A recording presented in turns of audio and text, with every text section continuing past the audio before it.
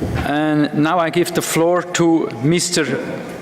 Raed Arafat, State Secretary of Ministry of Internal Affairs of Romania, to deliver an address.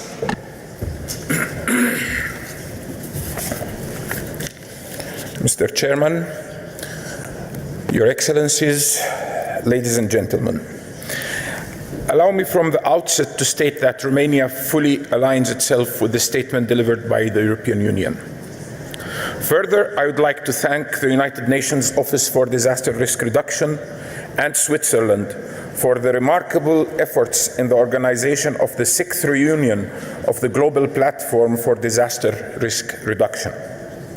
Ladies and gentlemen, Romania is currently in the process of integrating the sectorial strategies in order to adopt the national strategy for disaster risk reduction as called for by Objective E of the Sendai framework. As part of this process, we have already set up a national disaster risk reduction platform that will contribute to reducing the consequences of extreme events with impact on human life, as well as on the social, economical, and environmental dimensions. Concurrently, we have consolidated the national risk assessment mechanism, which would allow an in-depth evaluation of the new challenges and thus better integrate the appropriate decisions into our strategy.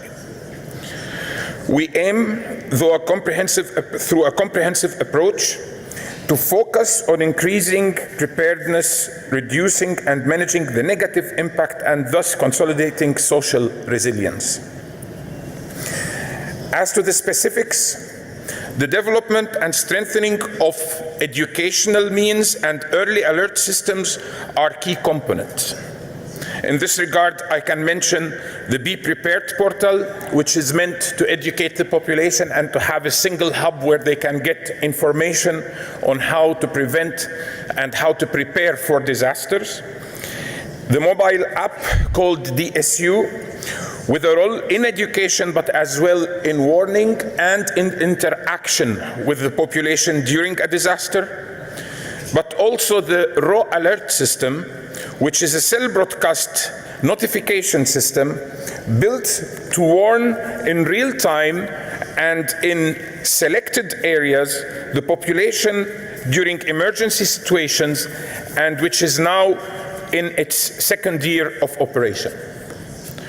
Romania's territory is exposed to a large number of natural disasters due to its geographical location and the specificities of the climate changes such as earthquakes, floods, landslides, forest fires, and other such events. Recently, we have added to this new extreme weather phenomena like tornadoes, which are impacting the national territory, the last one being as of the 30th of April this year. For its first presidency of the European Union Council, my country has assigned disaster risk reduction among its key priorities for action. There are several areas contained therein, such as prevention, preparedness, education, application of innovation, and new technologies to disaster risk reduction. In addition to these traditional components, there are some extraneous factors that impact negatively on disaster risk reduction actions. Disinformation and fake news are among them. They distort the reality and create doubts. The end result is burdening the disaster risk reduction actions and redirecting efforts and resources that normally should stay devoted exclusively to protect people and the livelihood and properties. Providing accurate and quality information to the public, ensuring to journalists adequate information in order to expand the necessary knowledge and facilitate comprehension.